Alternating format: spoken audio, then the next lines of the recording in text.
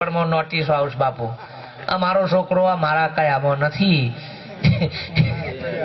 એનાથી કોઈ વ્યવહાર કરતા નહીં કી અને જો કર્યો હતો કે અમારે કોઈ લેવા દેવા નહીં.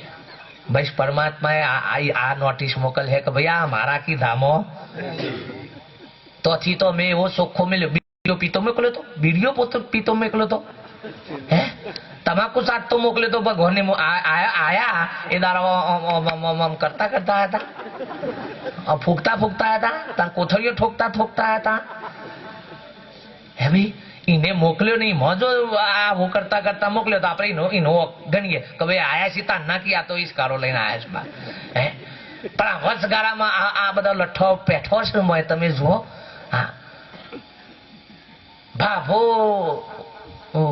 બીડી હરકતી હોય ભાભો લોહી ગયા હોય બિચારા.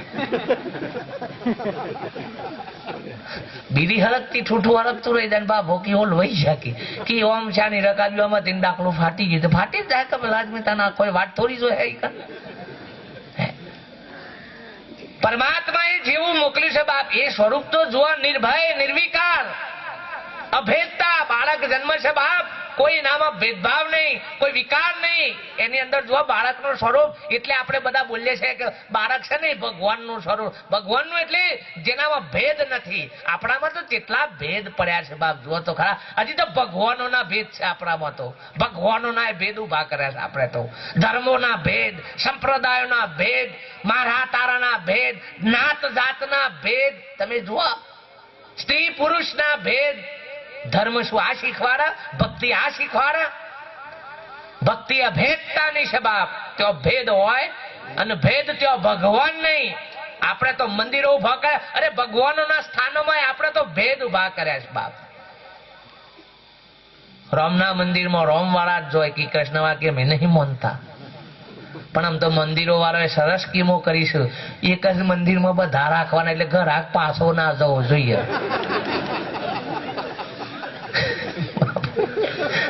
પાછો ના જો બાપુ આમ તો બધા એવું કરે છે. નકર પેલા રામજી મંદિર તો રોમ જ હોય, રામ સીતા લક્ષ્મણ આ રહ્યો જ હોય. કૃષ્ણ મંદિર હોય તો રૂકમણી કૃષ્ણ ભગવાન હોય, બરોબર. કોતોયનો જે બીજો સેવક હોય એ મોય બેહારેલો હોય. હા આ હોય પણ હું તો સરસ. અને મોય હું તો ભગવાનમાં જે જે ડિમાન્ડ ના ચાલે છે ને એ હોના જ મેર. આમ તો રામ કૃષ્ણ ને કોઈ ગણતું નહીં. સાંઈ બાબા ના જે નવી નવી જે સિસ્ટમો આવી શકે એ રાય અમે વધારે હેડ્યા છે. લ્યો માર્કેટમાં જેવા ચાલે છે એ લાવો.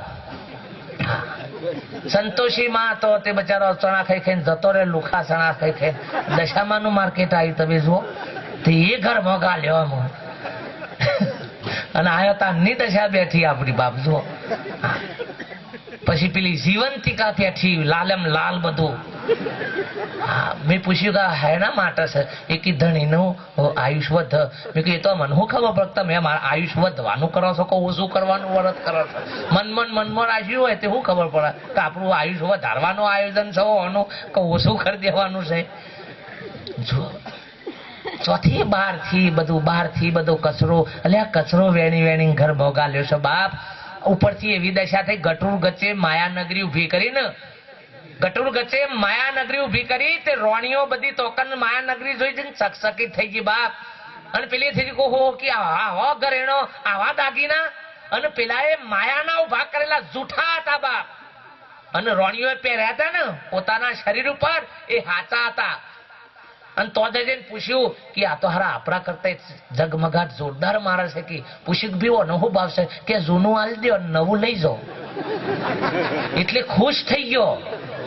પણ ડોબાનો હોર હોય તો ખુશ થઈ ગયો કે હો ના હાટ કે ના કરતે તો આવી રહ્યો ઝગમગાટ. આ ઝગમગાટમાં જ બધું હલારા થયા છે. ઝગમગાટમાં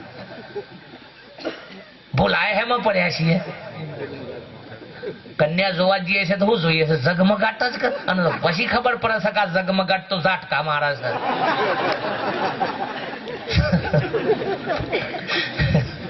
શેકો મારે તાને ખબર પડે તો નખાવ ખબર પડે એમની બા. આખું જગત બાપ ઈ ભાવ ફસો. તો પેલા અસલ હતા એ આપી દીધા અને પેલા ડુપ્લિકેટ લઈ લીધા બાપ. આપણે આ જ કર્યું છે બાપ. અસલ પરમાત્માનું પોતાનું મૂળ સ્વરૂપ એ પરમાત્માનું પ્રગટ સ્વરૂપ હતું બાપ. એને આપણે વેગળું કરી અને બીજો ઉસીનો ઘરમાં લાઈને ગાલે છે બાપ. અને આપણી વૃત્તિ આપણી સુરતા ને એ કને ઠરાઈ બાપ. બાર મહાપુરુષો કે ઈથી ઉઠાઈ અને તારા ઘરમાં લાય બાપ, તારા ઘરમાં લાય. સાચું ઠેકોણું તો છે બાપ. અરે તમે તમને અહીંથી કોઈક ફરવા માટે લઈ જાય ને સાહેબ 15 દાડામાં અને એક મોટી હોટલમાં સરસ 5 સ્ટાર હોટલમાં તમને રાખ, તમને પોણીએ પાવા વાળો પઈ જાય, ખવડાવવા વાળો થારી તમારા આગળ મૂકન ખવડાવી દે બાપ, અને તમારી બધી સેવા. તો એ 15 દાડે મહિને તો હું હોભર સાહેબ આપણને આપણું ઘર હોભર બાપ. આ જાત્રાએ જોઈ છે ને ડાકોર, દ્વારકા, કેદારનાથ ના 4 ધોમ ની 8 ધોમ ની, પણ થાક તો શું આઈને ઉતરશે? તો એટલી હુજ નહીં પડતી ઘેર કોક છે તાને. પણ ઘરનું ફાવતું જ નથી બાપ ભાઈ. સાતો આખા જગતનો થાક સોકડ આવી ઉતર પોતાના ઘેર. તો એ શાંતિનું સ્થાન. એ મહાપુરુષો કે પોતાનું સ્વરૂપ એ મૂળ અસલ શાંતિનું સ્વરૂપ છે બાપ. એ કન અખંડ સુખ છે બાપ, પણ એ સુખની ખબર નથી ભાઈ. અને આ જીવ બહાર નીકળ્યો છે લેવા માટે બાપ. દેવોની આશાએ રાખીને જીવન જીવો બાપ. શું આપો બાપ? પુના પહાણ માંગો તમે તો જુઓ તો ખરા બાપ. અરે જે પુરુષો થઈ ગયા બાપ, એ મહાપુરુષો એમની કેટલી યાતનાઓ, કેટલી કષ્ટી વેઠવી પડી છે બાપ. હે અને એવો જીવન વિતાવે છે બાપ. અને સત્પુરુષોના શરણે જઈને એ પુરુષોએ આ જ વાત જાણી છે, આ જ વાત. રામચંદ્રજી જેવાએ ગુરુ વશિષ્ઠના શરણે જઈ અને આ આત્મબોધને જ પામ્યા. આત્મબોધને વાંચવું હોય તો વાંચજો યોગ વશિષ્ઠ મહારામાયણ બાપ. આ જ આત્મજ્ઞાનની પ્રાપ્તિ કરી. કૃષ્ણ પરમાત્મા જેવા દુર્વાસા મુનિ, સાંદીપની ઋષિના શરણે જઈ અને આ જ જ્ઞાનનો બોધ પામ્યા.